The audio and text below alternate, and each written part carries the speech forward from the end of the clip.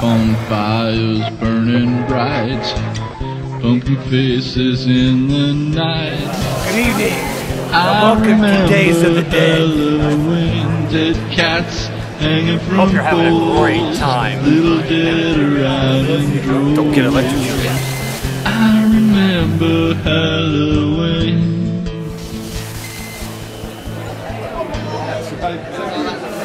Alright, we're here with Tim Dry, Days of the Dead. How you doing? I'm doing good, thank you. Yeah. So what would you say, what was your thoughts overall for the whole weekend? Hot. Yeah. Really nice people. Mm-hmm. It's just, for me, it's surreal, you know. Mm-hmm. We went for a little drive on Thursday, and I was just looking at the little clapperboard houses and the mailboxes, and it's like everything I've seen in a movie is here. Right. And the trucks, I love the trucks. Yeah. And the size of the supermarket, it's like, wow, it's the size of London. Yeah. It's all cool. It's Yeah. great.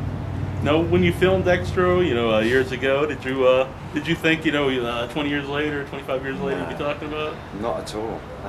18 years later? I thought it would be kind of on my tombstone, this poor guy was in Xtro. No, I'd forgotten all about it, really. Mm-hmm. And then, bit by bit, over the years, people started to mention it on the internet. And there's an interview with the director who, even he disowned it. He said it was rubbish. Yeah. Do you think that actually helped the movie? Well, I think it did, actually, Yeah. because now he's talking about doing Xtro 4, which, for somebody who for the last 30 years has been saying it was rubbish, he's like, actually a lot of people like it. Maybe Yeah. So, I don't know, it's one of those movies that is so bad, it's actually quite good. Mm-hmm. Yeah. Do you think the internet's helped those kind of movies? Yeah. Well, also, I mean, it was a short, a low-budget English movie, and when I did it, I just thought, well, this is going to come out in England, and that's it. Yeah. It wasn't released on VHS for years, or even DVD. I don't think it's on sale in England on DVD. You have to buy it in the US or Germany or something. Mm-hmm. Yeah. It was a show I did in Germany about 6 years ago, and a guy came up with a copy of it, a German copy, and I thought, wow, that's good. Yeah. Is it ever going to be on Blu-ray? I don't know. Yeah.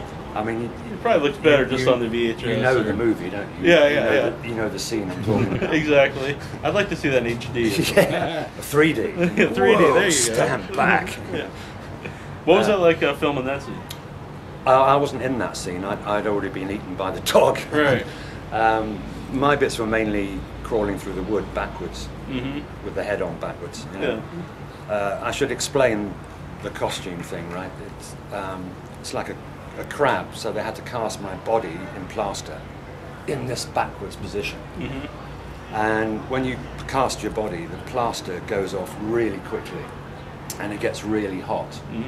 And you're in this horrible position, so you can't move. You can move your head, because I haven't done that. Yeah. And you think, Christ, this is really hot. I can't move a muscle. And then the crew say, right, Tim, we're just going for lunch. We'll be back in about an hour. No, don't, come back. Anyway, so eventually they slip the plaster off, and you can kind of your way out. Yeah. And then the head was made separately, and then they fitted that on. And the one thing I remember is the smell of the rubber is really horrible. Claustrophobic, because it's like this, but this is the back of the head. So I can't see where I'm going, and it's midnight in the woods in England in March. And the thing about a really tight rubber thing is that if you're hot, you get hotter, and if you're cold, you get really cold. Yeah. And I'm so encased in this thing, I can't even shiver. And so that wasn't much fun. And then I get to attack this woman in her cottage, but backwards. Right. So I'm sexually assaulting this woman, but I can't see what I'm doing. Right. And I've got this Which horrible is always bad when you're tentacle sucker. Yeah, it's always a problem for Yeah. me, that one. This horrible sucker thing comes out of my chest. And, but I'm looking that way, and she's behind me. Help. Yeah. And a few days after that, the director had this idea for another shot. He wanted me to emerge from a pool of water. And so they dug this hole in the middle of the wood, filled it with cold water. And I said, right, Tim, we want you to go in, we don't have to put the rest of it on, just, wear what you're wearing, and we put the head on when you're in there. So I'm up to my waist in this brown, horrible, smelly water. They put the head on, the right way round this time at least, and cut. And then he says, "Okay, Tim, so go under the water." And I'm thinking, God, you know, because I could drown. Yeah. And all the crew have got big puffer jackets on, and they're all going, cold, isn't it? I'm thinking, I'm going under the water now, so all the water's coming in through the eye holes, through the mouth, and I'm under the water, and I can distantly hear, "Action, Tim." I don't know. "Action, Tim." And I rise up slowly from this water. Cut. That was great. We're just going to do one more. I said, "Look, you're doing one more and that is it." Right. I'm walking out, you know, it's like, it's dangerous. You know, these days you wouldn't do that without an ambulance or security or anything, you know. And it was that was what the movie was like. The director would think of things the night before, and you know, originally I was going to play the action man that came to life, and my friend Sean was going to be the alien. And it was my idea, because I thought he was doing it, to say, "Oh, it'd be great if he was in a crab position, not upright." And then they said, "Tim, we want you to be the alien." Yeah. Damn, I should have kept my mouth shut. Because Sean got off easily as the action man. It was just, and I thought, oh, I really wanted to do that. Yeah. Did you ever get to keep any props from the movie? No. Yeah. Well, I don't think I would have wanted to, really. But there's so many things in it that just don't make any sense. Like, why is there a Black Panther strolling about? Yeah. For no apparent Best reason. scene. Best scene. The clown I found particularly disturbing. I have a problem with clowns anyway, actually. Yeah. Seems like a lot of people do.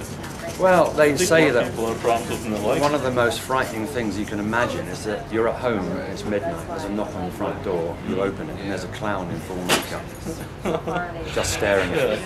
That is scary. It might be something fun to do at home. Walk around your neighborhood, clown suit. Yeah, right.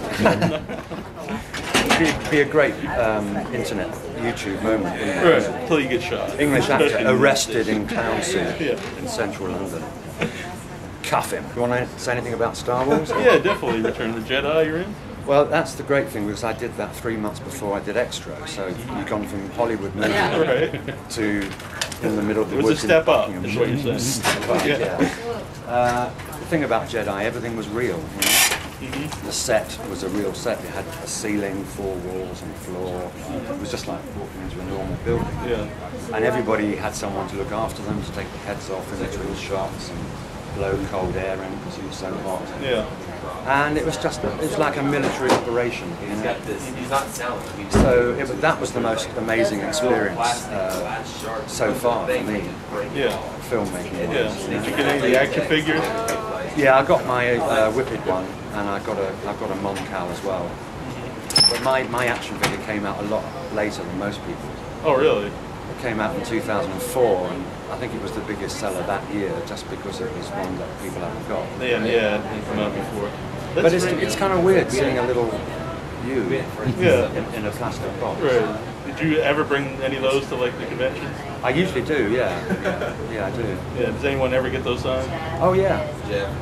And a lot of people will go to the vendors and see if they've got one, and then they come to me and I sign it for them. Yeah. Some people have stories of strange things that people have asked them to sign. Do you have anything like that? Sadly not. No, I never get well-built young women. No. Oh, okay. I mean, I've signed We'll ask around. arms and backs and things. Yeah. But no, it's mainly posters and things. You know, that there's one guy who's got everybody's signature. He's actually got Harrison Ford's signature. Really? And he got Alec Guinness as well. And that poster, it's a Jedi poster, must be worth thousands and thousands. Yeah. At first I thought you meant his back. I thought you meant his back at first. Yeah. That would be something, wouldn't it? Yeah. But that's your retirement fund. Definitely. You know. So yeah, Jedi, brilliant fun. Xtro, not so fun. But now I can see the humor in it. Yeah, I was just saying it's a lot different looking back at it. Yeah. You can have fun with it now. Whether it comes out on Blu-ray, I don't know. Is there an audience for it? Demand? There's probably an audience for everything. But I've sold more Star Wars pictures this show that I have Xtro. So, Yeah. which is weird because I'm here promoting Xtro apparently. Yeah. It's probably best to keep kind of the underground cult film. Yeah. I hope he doesn't do Xtro 4. I think Yeah. it's like doing a remake of something you've already done. Yeah. There's a 2 and 3? Yeah. Oh, you weren't in those? No. Yeah. Different people, Yeah. you know. Still written by the director, but they were universally hated. Yeah. Obviously, they didn't do the first one justice. Well, at least the first one had sort of weird humour in it. Yeah.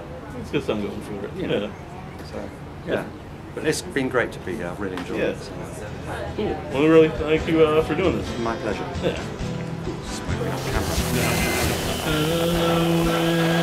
Here's some advice for you.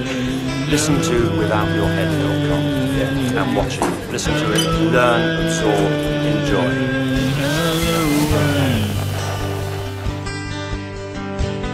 Candy apples and razor blades.